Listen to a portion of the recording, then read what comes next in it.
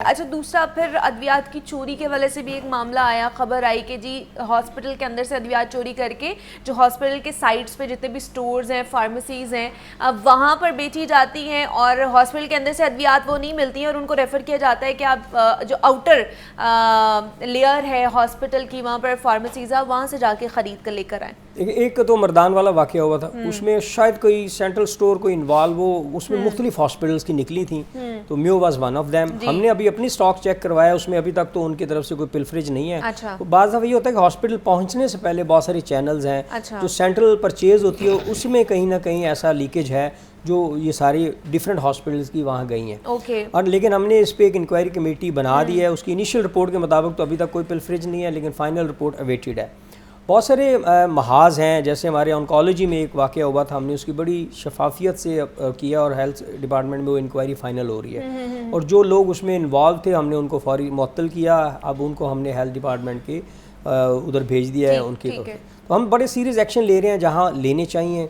अब human resource, अगर patient का रेफरल सिस्टम बेहतर हो जाए, हमारा अकाउंट बेहतर हो जाए, हमारी पेंडिंग लायबिलिटी इंशाल्लाह एक प्रोसेस के थ्रू कर दें, इन फ्यूचर हम म्यो को बहुत अच्छी लाइनों पे ह्यूमन रिसोर्सेज क्या पूरे हैं? और दूसरा घोस्ट मुलाजिमीन के वाले से भी थोड़ा मैं बताएं, उनके वाले से किस तरह के अभी हमने पहले फेज में मैंने अपने क्लीनर्स को बायोमेट्रिक की थी। ओके। हमने उनको इन पर्सन बुलाया, उसमें से बहुत सारे लोग थे और उनकी फाइलें खुलवाएं, जो एब्सेंट थे उनको अब हमने कानून के दायरे में लाए। फिर हम उसमें अपनी अब सेकंड फेज में अब गए हैं, जिन वर्कर्स हैं, थर्ड फेज में हम नर्सेज और डॉक्टर्स की तरफ आ रहे हैं। मैं जब आया तो AVH के अंदर तकरीबन 18 के करीब डॉक्टर थे जो ड्यूटीज़ नहीं कर रहे थे और वहाँ थे।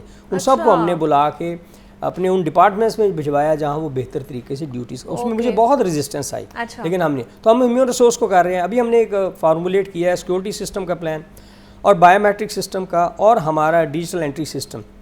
पेशेंट को देखिए, एक बंदा आता है उसके साथ 12 लोग आ जाते हैं ऑन एन एवरेज। उन्होंने वहीं खाना है, वहीं पीना है, उन्होंने वहाँ डर्ट फैलानी है, हमारे सिक्योरिटीज़ के इश्यूज आएंगे हमारी, तो वहाँ चीज़ें मिसमैनेज होती हैं। हम इतने ज़्यादा क्राउड को डील नहीं कर सकते, हमें इस तरह 1 पेशेंट 1 अटेंडेंट की पॉलिसी पे लाना होगा। हमारी हॉस्पिटल मैनेजमेंट कमेटी की मुसलसल मीटिंग्स हो रही हैं, VC साहब और हमारे चीफ एग्जीक्यूटिव साहब उसको हेड करते हैं और इंशाल्लाह उसमें बहुत संजीदगी से काम किया जा रहा है। हमने अभी कोई 5 के करीब एनेस्थीसिया मशीनें डोनेशन पे रेज़ किए हैं, वो थिएटर्स जो बंद पड़े थे उनको इफेक्टिवली फॉल किया है। उसमें ऑर्थोपेडिक है, यूरोलॉजी है, अभी हमने पीट सर्जरी को एक एनेस्थीसिया मशीन डोनर्स के ज़रिए लेके दिया। हमारा इंशाल्लाह 10 से 15 मशीनों का हेल्थ डिपार्टमेंट के साथ भी चल रहा है कि हमें एनेस्थीसिया मशीनें मिलें। तो बाकी कुछ कॉन्ट्रैक्ट्स हमारे इमेच्योर थे, वो मैच्योर हुए हैं, तो चीज़ें इंशाल्लाह बहुत जल्द बेहतरी की तरफ जा रही हैं। आने वाले दिनों में डॉक्टर साहब कह रहे हैं कि हमें कुछ अच्छी खुशखबरियाँ भी, कुछ अच्छी खबरें भी मिल सकती हैं। तो ये जो बिलाल, मैंने पार्किंग वाला मामला देखा, मतलब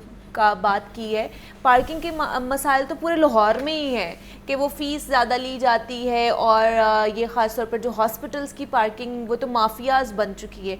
तो म्यो हॉस्पिटल की पार्किंग का क्या मामला है? देखिए मुनीबा, ये इसमें कोई शक नहीं है कि इस वक्त म्यो हॉस्पिटल की जो टीम है ना, जिसके सरबराह प्रोफेसर महमूद अयास हैं, VC किंग एडवर्ड, फिर उसके बाद CEO हैं प्रोफेसर यासिर नुमान, फिर प्रोफेसर फैसल मसूद साहब, ये तीनों अपने अपने जो शोबे हैं इसके बड़े अच्छे ब्रांड हैं, नाम हैं और प्रोफेशनल्स हैं। देखिए ये जो सूरत हाल है ना कि जेनिटोरियल होगा या जो पार्किंग हो गया, इसकी बिल्कुल शिकायत आती हैं, बहुत ज़्यादा शिकायत हैं। और साबका दवा में तो इसकी बहुत ज़्यादा थी। उसमें यही होता है कि एक तो ओवर चार्जिंग तो ये करते ही करते थे बहुत ज़्यादा। तो इस दफ़ा शिकायत में थोड़ी सी म्यो हॉस्पिटल में कमी है। लेकिन हमने भी ये बड़ी दफ़ा ये शिकायत सुनी थी कि वो जो डेली बेसिस पे डबल ट्रिपल पैसे लेके, तो उसमें एक पूरा एक सिस्टम था, ट्रिकल डाउन होता था, जिसमें ये पैसे जाते थे मुख्तलिफ हॉस्पिटल्स में। हम किसी को पिन पॉइंट नहीं करते, लेकिन ये सिस्टम और सिलसिला चलता रहा है।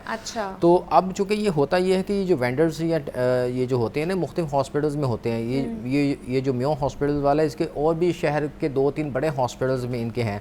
तो ये एक हम कह सकते हैं कि माफिया भी है, एक शक्ल इख्तियार कर जाती है। ये उनको फ़ाइन भी करेंगे ना MS साहब के, आपने ओवर चार्जिंग की या कोई कंप्लेन आती है तो वो फ़िलहाल वो पे कर देंगे, फ़ाइन पे कर देंगे। तो हमारे एक जर्नलिस्ट सहाफ़ी के साथ इन्होंने पैसे डबल ट्रिपल मांग रहे थे, तो कैप्टन उस्मान साहब का दौर था, वो कमिश्नर लाहौर थे।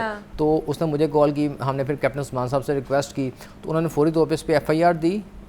पार्किंग का म्यो हॉस्पिटल का बंदा था, तो उसको अंदर कराया। तो अगले दिन ही वो अपनी ज़मानत करवा के फिर बाहर आ गया। तो अगले दिन हमें बताता जी मैं फिर बैठा, कल वो करना है। इतना माफिया स्ट्रांग है। तो ये तो जो सिस्टम था तो फिर हमने भी कह दिया, फिर हम भी जाते हैं कि बाद हमसे मांगते हैं, हम कहते हैं कि भाई मीडिया वाले हैं तो ये वो मामला जो है इस तरह के होते हैं।